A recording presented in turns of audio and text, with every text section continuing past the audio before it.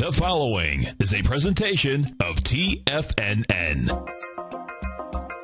Live at TFNN, the Power Trading Hour, with your host, David White. Now, the author of The Path of Least Resistance and the Tech Insider, David White.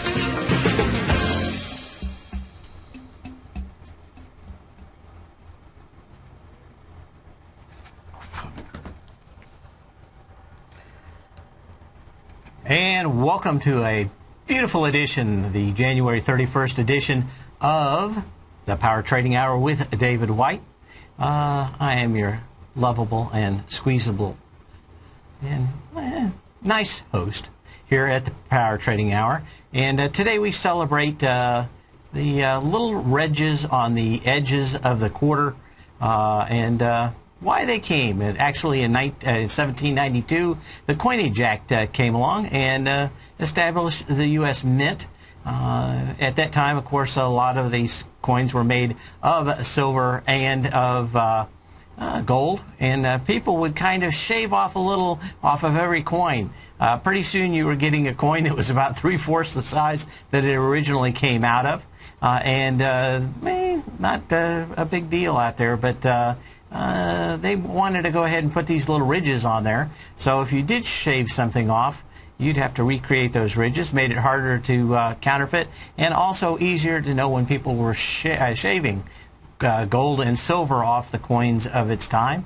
They continue to exist yet today, but this day in 1792, the Coinage Act came out and started exactly what is known as those little ridges. Of course, each coin has its own ridge pattern depending on its size, like a quarter and a dime and all those. But yeah, that's why we have little ridges on coins.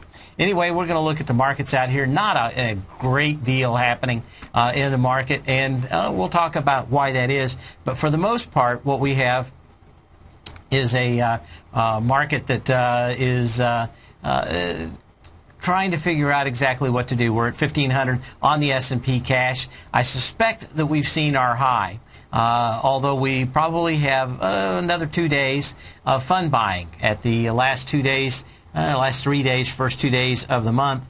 Not hedge funds, but sector funds normally have to be 100% invested.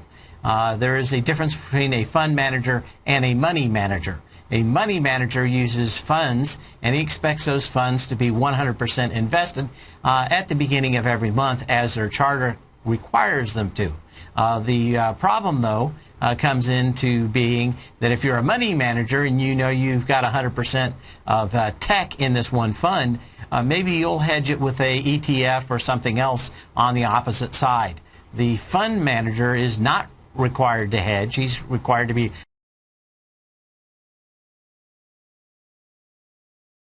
100% full. The money manager is actually required to hedge. So at this at the end of the month, pretty much by the contract of the fund, a lot of these specialty funds, they have to be 100% invested. So whether the market's going up, whether the market's going down, if they have redemptions, they take money out to make a way to pay people back getting out of their fund. If there's money coming in, they have to buy no matter what. I'm kind of glad to be an individual investor where I can only buy when I want to. It'd be kind of horrible to have to try to figure out in a declining market which stocks are going to get hit the absolute worst.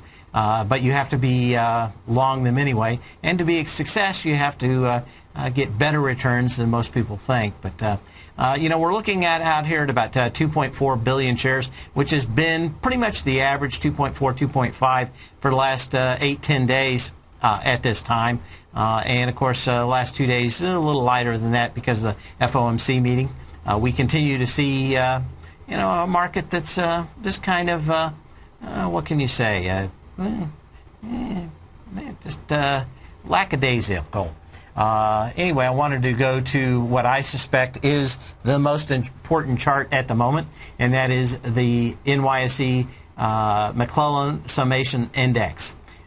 This is a chart that basically takes the advancers and decliners on the New York Stock Exchange, and each day gives a little bit more. If more stocks closed higher than lower, and it starts to go down, and it's an average chart. Basically it's an oscillator like most of them. It takes the summation index, which you can look up if you just Google summation index McClellan. You'll find his web pages and stuff. A fairly decent, one of the better trend following how can I say, indicators out there. This has ticked down, and did tick down for the first time yesterday after about 25 days up in a row. And what does this pretty much signal? It's got a pretty good indication that we are at heights that you could go just a little higher, but you normally get blow-off tops in this range. If you look way back on the left-hand side of this chart where you see it up at 1250, those are the kind of times when you get exactly that, which is straight down for 2-3 months, 4 months in a row. And to me, the S&P, why it's fairly decent, and you have to actually trade that. A better indication of where the S&P is going is where the majority of stocks are going. And if you want something that's kind of smoothed out over time, it's hard to beat the NYSE summation index. So keep an eye on that. But it has ticked down with some other indicators and a lot of resistance out here. I'm thinking that the green light is on to be short some of these indexes. But we will have fun buying for the next few days. I suspect we're probably going to get at least a little bit of support in here. How we start closing today and tomorrow give us a little bit. Don't be surprised to see a little buying coming in Monday and Tuesday, and maybe kind of deaden the amount of upside or downside of the market for the next couple of days. So I'm not looking for this to flop instantly and see 1450 on the S&P by next Wednesday. I suspect we could be going down a couple of points over the next few days before the market starts to crack. We've seen a lot of stocks themselves that have cracked, and just a very, very light volume. I've actually short a stock that normally trades about 1 million shares a day. It's trying to go higher, about 1% today on 123,000 shares so far. So there just isn't any real push to the upside, and it's very hard to get these stocks to crack. Once they do, they tend to do pretty much break hard. RIM blow-off. Yesterday we talked a little bit about RIM. I noticed there was some questions, and some people had some questions about why the stock started diving instantly when the CEO started talking. And the reason why, one of the first things he said was these phones will not be available in the U.S. for several months to come. Why this was supposed to be a product launch, it was a product launch for the rest of the world, not the U.S. Unclear why they can't get these phones out in the United States, whether it's an FCC product issue or waiting for parts. But that's pretty much when everybody started saying, sell, sell, sell, sell, sell. Sell, Mortimer, sell. And that's been kind of it so far. So, we'll have to take a look at that. So, what else do we have out here?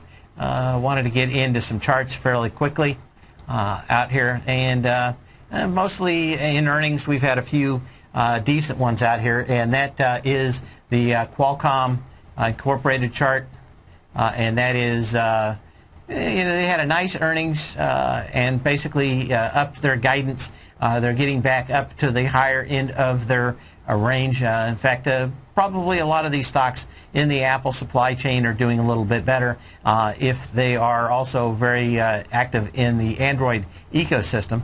But Qualcomm says the smartphone business is going to continue to improve for them, and probably not a bad way to be in that part of the market right now, with Apple not being able to pretty much get out of its own way. But Qualcomm coming out with some decent news, decent volume up here. It is going against a gap down that had extreme volume, and it doesn't look like it's going to come in and be able to break that high. So we're going to see gap downs that we saw in this case, April 19th of last year, had 41.5 million shares. We're going back up into what can you say, 20 million. So let's say we end up with 25, 30 million shares today. We're still going to be only at about 3/4 of what Qualcomm did. So pretty much filling that gap that came back from 2012 and April 19th. But again, the energy has not been all that top. Actually, this actually would be a little bit bearish out here if this thing doesn't start to develop more volume and go higher over the next few days. But at least they're saying the business is going to be better. Skyworks Solutions on the back of that, same thing. Finally getting a little pop out here, and exactly the same thing. Volume just a little bit better on Skyworks Solution, but may come in short too. You want to be watching this at the close today. The November 2nd, 2012 slam down happened with 17.2 million shares. We're into that with about 10 million shares so far today. If this thing closes back down, you could just have a gap fill out here. So watch for a lower open tomorrow. It would also be somewhat of an issue. L3 Communications coming off a little bit. I'm trying to remember why I was looking at this. This is another one that kind of went above previous highs, and the volume never really came in as it should. It looks like it's going to come back in that trading range of about 74.50 out here. FIO came out after the bell last night and pretty much is blowing out the bottom with heavy volume. Always like these SSD companies, and this one was the big what can I say, IPO from last year. Just never really got out of its way, but looking at a long time before getting the kind of earnings they're looking for, but certainly coming through these bottom, or this bottom, and you really want to look at the June 11th, 2012 bottom out here, 3.5 million shares at 1745, went to 1650 out here, may close back up into this range, but at the same time you know that this 1650 probably needs to be tested at least one more time out here. So FIO also out there and weak. Citrix Systems, another one that had a decent earnings day. Volume would probably like to see a little stronger out here. This thing's got a little bit more room to run. Its gap starts at about 78 and runs to about $82. And that gap down happened what? July 24th, or no, actually September 24th of 2012. This thing's actually coming back again. Energy's not all that exciting. Maybe we'll pick up a little bit more on this. But a little gap up like this suggests maybe you get up into that $80 mark before you find extensive resistance out here. So anyway, Citrix Systems, take a look at that, CTXS. We got a lot more earnings and stocks moving out here to go through. You can give me a call, 877-927-6648, 877-927-6648.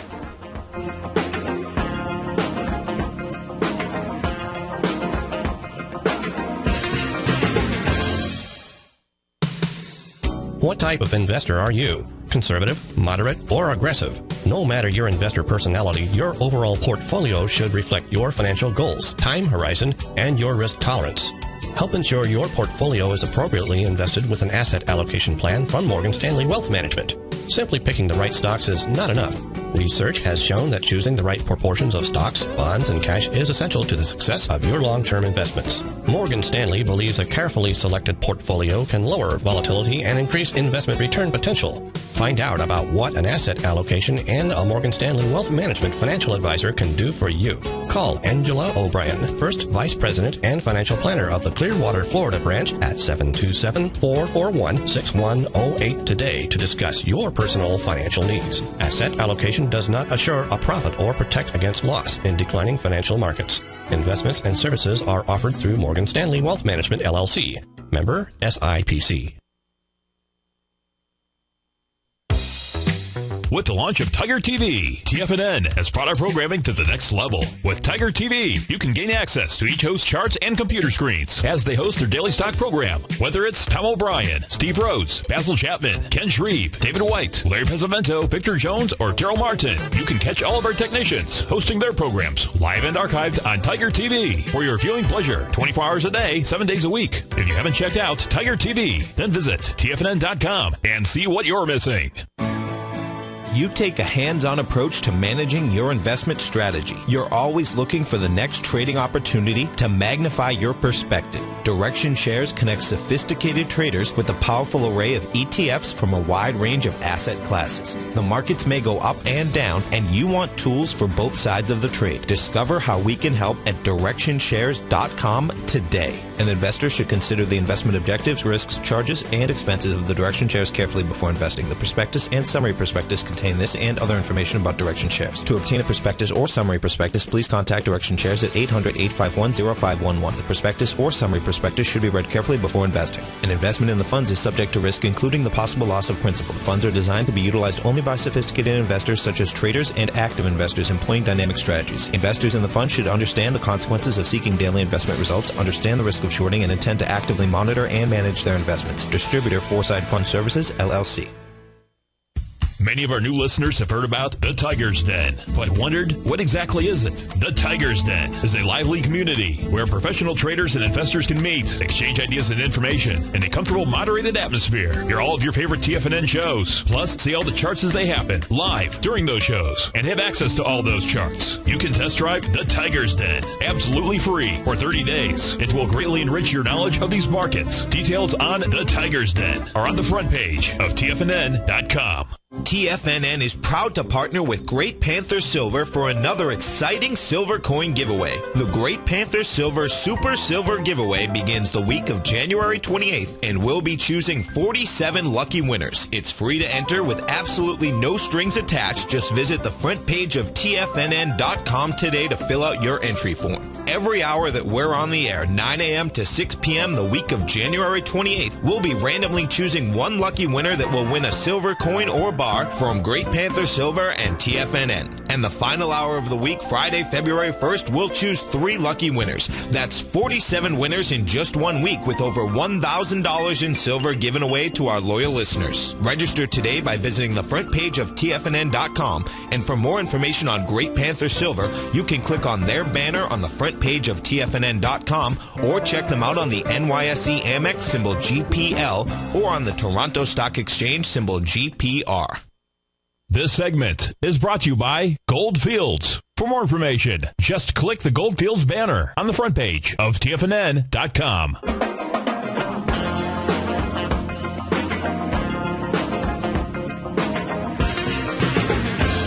And as we come back, we're going to continue going through some of these stocks. UNG natural gas numbers came out today.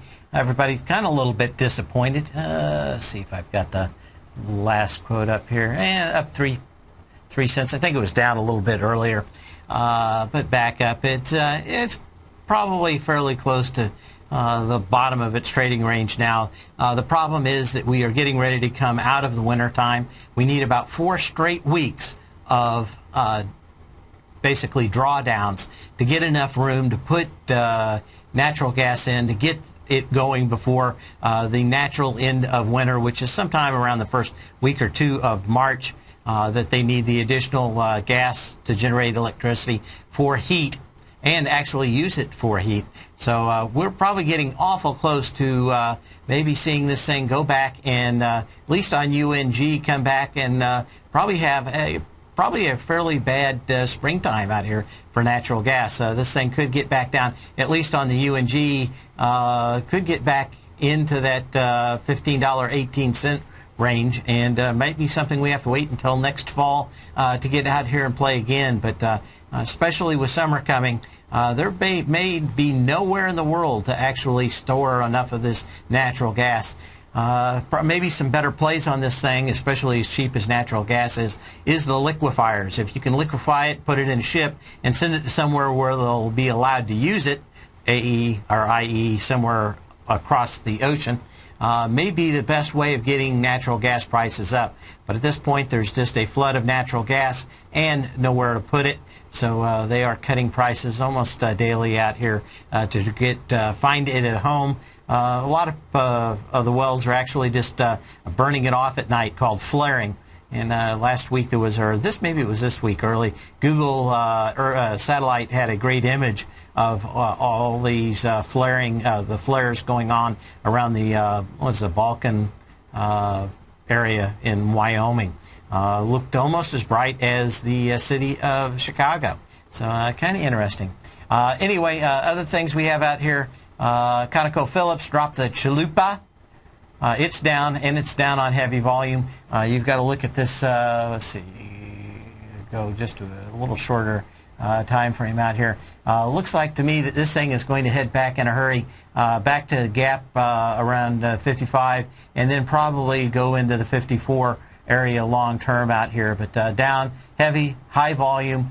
You're into a candle that actually was kind of a spinning candle out here, and probably this might be support for a few days or so, but that is the 21st of December, where that had about 15 million shares. May not make it that way, but I guess when you come down on this heavy volume, you got to pretty much figure that this thing couldn't take out the high. It's going to now try to go out and take out the lows, and that takes you back to about that $54 range, with a few stops in between. So probably not going to go through that directly, but for a big stock like this, a absolute beating and drumming out here. Anyway, I'm going to check back in real quick on something. Another one that surprised the devil out of me, because I've been trying to short this forever, was Avalon Bay Communities. This actually down on fairly decent volume today. It's kind of a tough stock to trade at here. AVB, but this is a company that is in the real estate business, and we're starting to see at least a few of these things starting to roll over. And they basically a bunch of rental places, businesses, if I believe correctly. But this one came down, back down to its lows. The last one was November 27th, the low of 126.96. It did go below that today. The volume is not yet done, but may actually test that with lighter volume out here. But just the huge wide price spread makes me think that you're going to see this 126.96 that we saw as the low of today once again. Let's see, what else do we have? This was Earnings Wednesday, so let's take a look what we've got coming up later on. Thursday. Where's my Thursday? Earnings Wednesdays. Oh, I just called it Thursday. Okay, we've got other stocks out here we're going to get to. Oh, almost time for the break. CPT was one of them. Camden Property Trust, this one's kind of rolled over. Pretty close to the same volume at the top, but we're starting to see some of these break. This one specifically had a lot less energy on the way back up. But a few more of these out here that are looking rather strained at the top. CPT is a symbol on that one. When we come back, we're going to look at Carbo Ceramics and how they handle earnings out here. This is the company that makes the gunk you shove down to frack wells with. CRR is a symbol on it. Up a little bit today. We'll see how this thing shakes out when we come back. Give me a ring, 877-927-6648, 877-927-6648. Just recently, on December 28th, Market Insight subscribers were advised to go along the QQQ, the NASDAQ 100 ETF, on December 28th at $63.91. And only 2 trading days later, after a huge jump in the markets, Market Insight subscribers were advised to sell the QQQ at $66.64 for a $2.73 or 4.27% profit to start off 2013. At the same time, Tom O'Brien had advised his clients looking for a more leveraged trade that they could could have initiated a position in the QLD, the ProShares Ultra QQQ ETF, and over the same 2 trading days, Market Insights subscribers were able to lock in a $4.48 profit or an 8.47% gain in just one trade. Get your 2-week free trial to Market Insights today by visiting the front page of TFNN.com. Cancel at any time during your free trial and pay nothing. Don't miss out on the next great trading opportunity in 2013. Act today. If you're an investor looking for a great weekly investment newsletter, then now is the perfect time to try out Ken Shreve's Ultimate Growth Stocks. Every Tuesday, Ken breaks down multiple sectors in his weekly newsletter, Ultimate Growth Stocks, with a full in-depth report including specific trading recommendations within his model portfolio, charts, sector analysis, upcoming economic data, along with intra-week trading updates on newsletter positions whenever the market dictates. Right now, you can receive a full month, that's 30 days, to evaluate Ken's newsletter free of charge to see if it fits your trading plan. At less than $75 per month, Ken provides you with his expert trading advice that can pay for itself in no time. Take advantage of this great offer by signing up for a 30-day free trial to Ken Shreve's Ultimate Growth Stocks today. Don't let this offer pass you by. Visit the front page of TFNN.com and sign up now. Daryl Martin coined the phrase diagnostic trading, and we're happy to announce that his diagnostic box spread analyzer has finally been released. The Diagnostic Box Spread Analyzer helps you easily identify the best box spreads on Nadex in seconds, plus you receive access to the diagnostic deviation levels, as well as step-by-step training videos teaching you how to trade Nadex spreads so you can quickly master the mechanics of this simple yet powerful trading instrument. By pulling live data from the Nadex exchange, the Diagnostic Box Spread Analyzer does all the math for you, calculating risk, reward potential, distance to break even for both outright spreads and spreads used to hedge the underlying market. Visit the front page of TFNN.com today to get your 2-week free trial to Daryl Martin's Diagnostic Box Spread Analyzer and gain access to the valuable information it can provide when trading the Nadex box spreads. Has the current market volatility continued to stop you out of trades when the market spikes against you? Now is the perfect time to open up an account with Nadex. Nadex, the North American Derivatives Exchange, is a brand new, completely regulated Chicago-based exchange, and unlike most other exchanges, Nadex allows you to trade directly through them with direct market access when using their completely free trading platform, which also features real-time charts and full customization capability. One of the advantages of trading with Nadex in volatile markets is that your risk is always capped and you have the ability of keeping your trades open even when the market spikes against you. Nadex is completely brand new with a line of unique trading products that are unavailable anywhere else. See how it works at nadex.com. That's NADEX.com. Or click on the Nadex banner on the front page of TFNN.com. Futures and options trading involves risk and may not be appropriate for all investors. This segment is brought to you by Crocodile Gold. For more information, just click the Crocodile Gold banner on the front page of TFNN.com.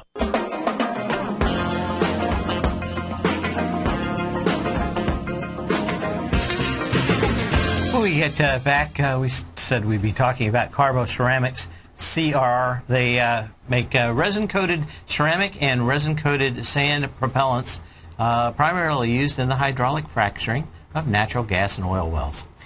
So kind of interesting to see them up, but nice volume move out here.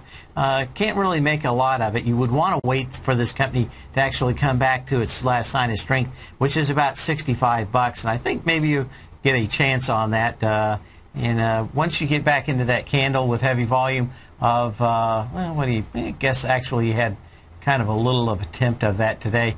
But you had 2 million shares on the 25th of October, and you'd probably like it to get back in that $70, $65 range to look at it. No doubt it's going to come back on light volume and into that range, and if it doesn't, it's probably well worth waiting on. but somewhere in the 60, 70, or $65 to $70 range. This thing may come back with a light volume and actually set up at a good place to buy. Decent earnings today, but you can see this thing's way off of its high of $110.66 back on the March 19th of 2012. And if you even follow this bigger, it was up to 183.34. Again, this is one of the big pump and dumps from Kramer's television show. So it's not uncommon to see these stocks go way over any kind of monetary value because of the herd mentality of his TV show. But just one more of these that's kind of on the ash heap of high prices after it blows apart when so many retail investors drive the price of a stock like CCR. Eventually, all these people are going to get out of it, and it'll probably be a great buy once again. But you need some time to consolidate. Actually, we've had, we may need, in fact, ideally, if this thing could get back to about 60 on light volume once again, may be one of the better buys out here long term. What else do we have? Dow came out and another one putting the Baby Ruth in the punch bowl today. DOW, of course, the symbol on this. The chemical company right back down into its last gap. Wasn't a lot of volume there. I suspect that you probably are going to see this thing back into the $30 range over the next week or two. That's where the last big volume came in these bars. That was on September 13th of 2013. You had almost 30 million shares. So another one to look at, but a lot of these stocks starting to retrace out here and taking a look at. Another one kind of coming off today is Energizer Holdings. When we look at this, starting to pick up some volume to the downside today, the first time in a while that we've seen that. And this thing has a nice little gap out here at about $80. And, wouldn't be too bad if some of these pulled back with light volume if you are a bull and start looking at some of these levels to start buying these things back.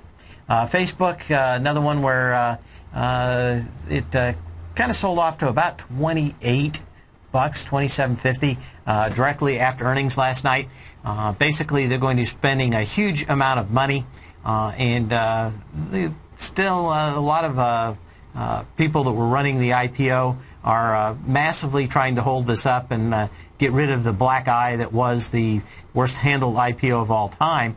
I don't really see much in this. The company is not growing. The revenues will grow a little bit, but at the same pace that expenses do. So don't look for this thing to actually, at least they're saying, don't look for this company to grow any in the next 3 to 6 months. To me, after the sellers came in, everybody pretty much just ignoring it. One day they'll find a way to make those billion people pay.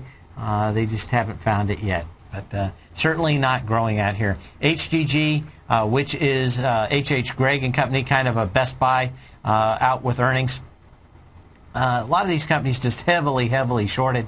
This is one that went right back up to its resistance level, which is this huge gap down about $8.70. Tried to get into it today. Earnings a little bit better than most people thought, but just the overhang of shares in this going to be a long time before you make your way through it. JDSU, actually, this is probably one of the most interesting of the earnings out here. It tried to get back into its last major high, which was February 17th of 2012 at $15.17. Had 9.3 million shares on that day. We are up with about 20 million shares, but it doesn't look like we're going to basically be able to hold that high, and it's pulling back into the trading range. This is normally where you worry about a blow-off top and or some kind of high volume top, eventually to get retested, but a lot of times all the volume comes in and that's it, it's exhausted. Probably not a short candidate, but certainly one that should have come and with that kind of volume blown through the previous highs. Pulte Homes, we talked about some of these home builders coming off. This one did today. PHM. Again, let's see if the headlines are out here. I didn't remember right off the... missed estimates. I thought I just wanted to read it and make sure out here. First quarter, but a lot of these housing stocks just look, we've been talking about that for probably a week and a half. A lot of these housing stocks just look like they were getting up to these highs with no volume. We were looking at some of the junior ones over the last 10 days, and it just didn't look like St. Joe and Standard and some of these others were going to be able to actually hold up against the light volume as we came up to this top. Standard Pacific, I think that's another one, isn't it? That's out there. St. Joe's was one. Standard Pacific, builders, especially these ones in California, Florida, Carolinas, Texas, Arizona, probably the weaker ones out here. I think we had kind of a good run for the last 6 months of last year. Probably just a little overdone it, but need to be watching. Probably going to look at a retrace that's going to take 60, 90 days at least to set up to rebuy these housing stocks once again when they get set up. Qualcomm, we talked about. Skyworks Solution, we talked about. Tractor Supply, huge earnings out here. Big volume up at this high. Again, another one of these is not, at least at the moment, holding its previous high. Should be blowing out with these the previous highs out here with this kind of volume. The April 19th, the 2012 high, 101.20 with 1.4 million shares. The October 5th high, 103.74 with 1 million shares. 2.5 million shares we got and blew through those highs. But we should not be pulling back. This thing should probably, you want to be watching this very, very closely and seeing whether this thing ducks back below 101.20 and maybe yet another blow off top at the end of a market heading higher. Under Armour, of course, going to be a lot of news around this with the, try to remember the name of this. I actually put it down here since you can't actually say the super last, we can call it the El Plato Supremo.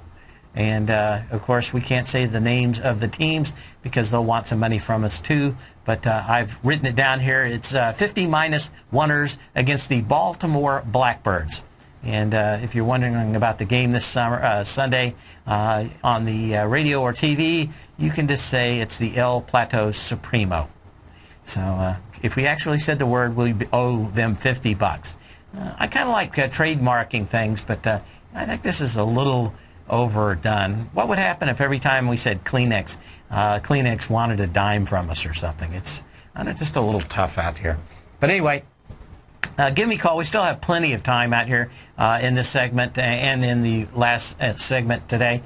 So give us a little bit of love and call us at 877-927-6648 as we continue to watch this market. In fact, I want to update that while we look at where Under Armour is going to go.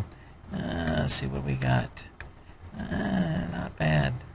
Got a lot of these stocks trying to push higher with no volume today. And what do we got? 1502, but just about 200 million shares and just no volume out here, so kind of tough. Anyway, Under Armour, we've got the big game out here, the, what did I call it, the Plato Supremo. We can use a little Spanish lingo out here so we don't have to get sued by those guys to give the money for saying something that everybody knows. Be different if I was trying to advertise something with it, but just saying it, almost fascist-like. I don't like those people in that game. Anyway. What do we have? Under Armour coming right up to the last major high, and that was on the 4th with 3.3 million shares. Probably going to get that and more today. So you're probably looking at Under Armour as long as they're going to continue to perform, and if the market was going to participate out here, maybe back up into this 55 to 60, 55 to 56 range. On price out here. One of the ones, probably just a dead cat bounce up here.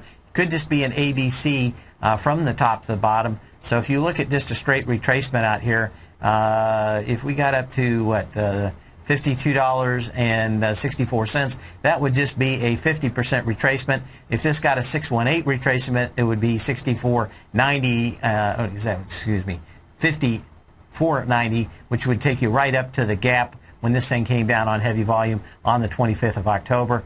Probably the most likely path is this thing getting up into that $55 range and coming after this high volume down day.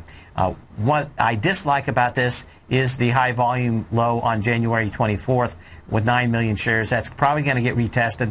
The higher this goes, the better it looks as a short.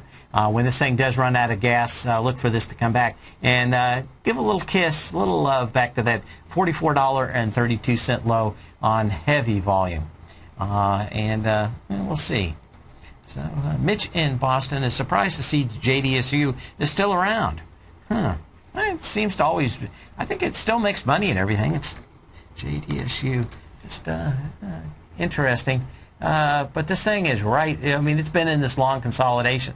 When this does break out with volume, the next big problem it's going to have is we didn't even look at the confluence levels, but it's got a fairly large confluence level. Oop, zoom too big out here. It's got a fairly decent confluence level that's about $16.50 to $17, and there's a gap there with heavy down volume at the same time. So if this breaks out, it's going to have some issues and a lot of overhead resistance, but not a bad trading range, somewhere in the $8.50 up to the $15 range as we kind of tag and say you're it today. So I wanted to look at some other stocks as we have time. Let's see. Oh, we got a phone call? Oh, we got Max from Houston. How you doing, Max? I'm doing just fine, David. I just have a quick follow-on question on the action today on the price of Facebook. Is that considered bullish or bearish? I think it's considered that the people, the fund runners that are still in this, need to keep this up until they can push more shares out.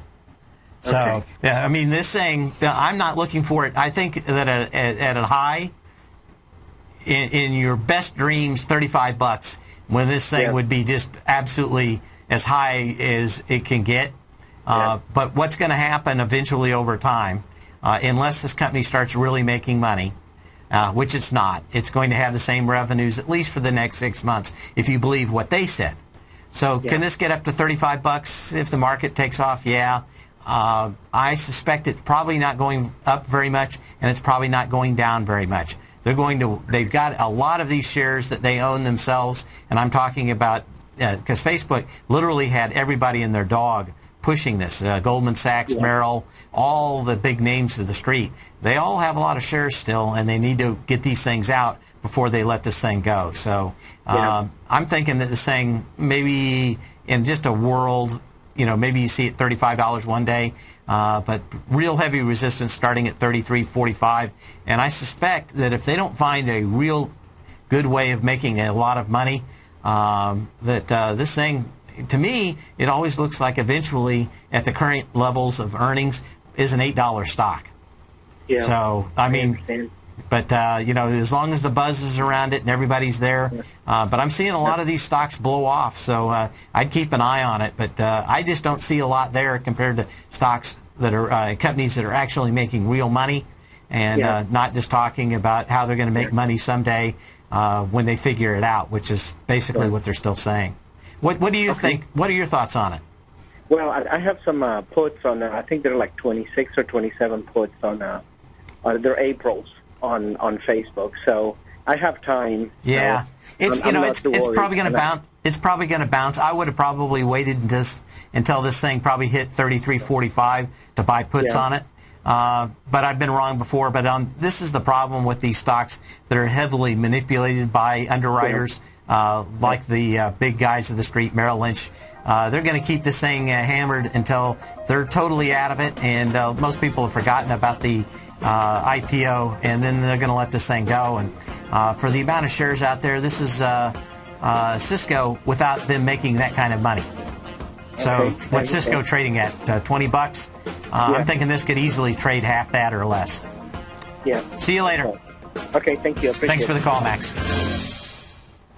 Are you looking for a precision edge in the market? Something that can stack the odds in your favor? Then look into Larry Pesavento's new trading newsletter, Patterns, Profits, and Peace of Mind. In each weekly issue, Larry explains what's going to happen in the markets based on the pattern he sees developing and gives you actionable trade ideas based on those patterns. Plus, you'll get his detailed analysis on a variety of markets and sectors, including stocks, treasury bonds, the gold market, oil, the dollar, the forex market, and more. And you'll get the Technical Corner segment, which is a short but powerful weekly training session on trading. You'll get access to all the patterns Larry is seeing in the markets, plus the Astro Harmonics and powerful Bradley stock market model that Larry utilizes for less than $5 a day. An extremely potent combination that will give you just the edge you've been looking for.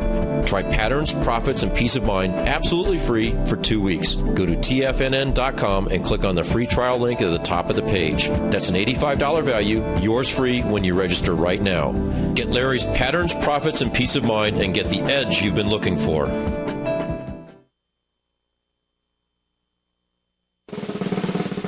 Tom O'Brien's weekly newsletter, The Gold Report, has helped subscribers for over 10 years navigate the high-risk world of exploring and producing gold companies. And now's a great time to sign up for a free month-long trial to see the kind of insight that Tom delivers for his subscribers on a weekly basis. Every Monday, Tom O'Brien issues a quick update on the metal market, giving you his take on the HUI, XAU, GLD, dollar, bonds, and much more. Tom follows Monday's update with a full gold report, which is delivered to subscribers Tuesday afternoon with detailed coverage of 24 separate gold or metal stocks, as well as another 10 to 15 stocks that he lets you know are on his potential watch list. Get your month-long free trial to the Gold Report today by visiting the front page of tfnn.com. Don't spend another year navigating the metal markets on your own. Act early in 2013 and make the most of your gold and metal market investments. David White's newsletter, The Technology Insider, is focused like a laser on finding the next big things in technology. If you had invested only $10,000 in Microsoft in 1986, you'd have been a millionaire by 2000. Disruptive technology like Microsoft's is the key to these massive long-term profits, and the Tech Insider is the vehicle from TFNN to capitalize on these opportunities. This is the go-to newsletter that identifies, monitors, and profits on mostly little-known cutting-edge companies with great long-term prospects. David's experience is as an inventor of Emmy-winning animation products for TV and Hollywood that propelled a company public. Match that with 14 years as a full-time trader, and he's uniquely qualified to guide you through the light-speed world of ever-evolving high-tech. If you're ready to ride the next big technology bull market for less than $40 per month, log on to tfnn.com and get your 2-week free trial to the Technology Insider. Get in on the ground floor of the next big thing today. Let me tell you something, folks. I have people coming up to me saying, I just can't believe the amount of work that Steve does on his newsletter. And I says, I absolutely agree. That is a recent clip from the Money Masters show that Tom and I do each day at TFNN. My newsletter service, Mastering Probability, is much, much more than a newsletter. Yes, it's outperformed the S&P 500 by 100% during the last 15 months. But more importantly, it's an extraordinary education, a roadmap for your success. And it's yours risk-free for the next 30 days.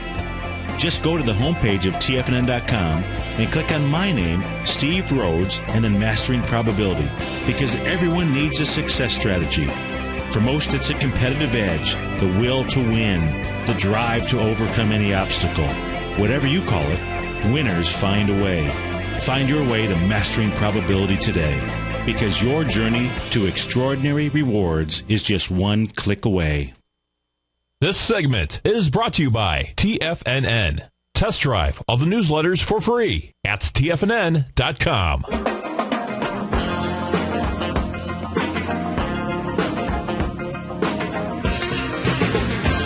If you can see my power law vector numbers in there, it is a combination of price, volume, and time to give you an idea of how much energy and money went in and how much it was pushed up and how much it was pushed back.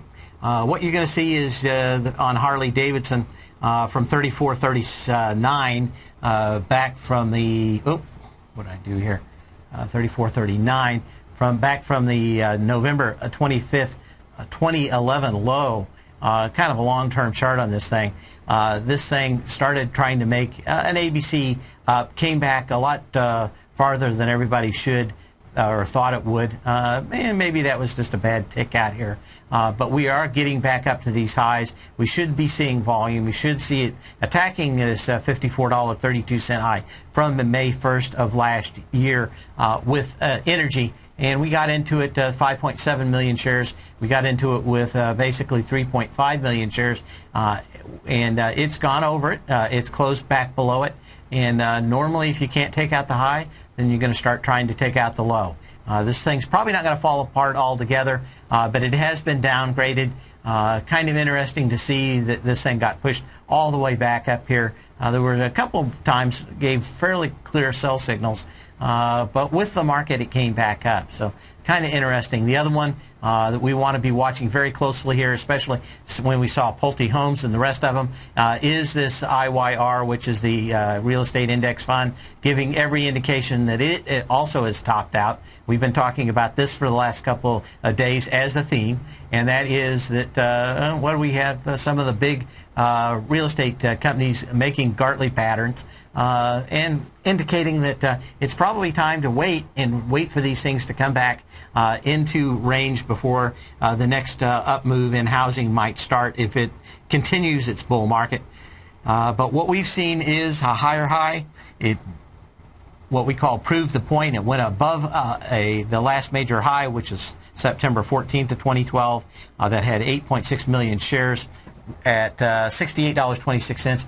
Went 5 cents above it, closed below it the last 2 days, but the volume was a little light. Now, this is not the kind of sector probably that you're going to short instantly, but still one of the weaker ones out here right at the moment. Maybe a good time to find a faster horse, even if we are looking at a market that's headed higher. But I suspect there's a lot of weak stocks out here. Another one that I see that's weak, at least vulnerable, let me put it that way, is Lowe's. It's finally come up and filled its gap. That gap happened and came down on heavy volume back on the May 2nd of 2011. We're finally back up into that gap. It had 2 million shares. Tried to get into it on October 18th with 930,000 shares. We're up there with about 820,000 shares now. You know, basically you need to get about 2 million shares to break this, and then the next major high would only be 45.31. So risk reward probably pretty light on these stocks until you get a decent retracement in most of these housing oriented stocks. The S&P 100 fund, also the ETF, also kind of interesting in that it did have higher volume, but has not been able to hold over its high of September 14th that had 1.3 million shares. Higher volume high means you're probably going to get tested one more time. As we check in at the end of the day here, just look at it. 1502, we're flat on the market. 2.7 billion shares. Again, looks to me like we're probably just going to have a little bit of end-of-day buying for the next couple of days, but probably not too bad to be betting to the downside after that. We'll see you tomorrow. Same bat channel, same bat time.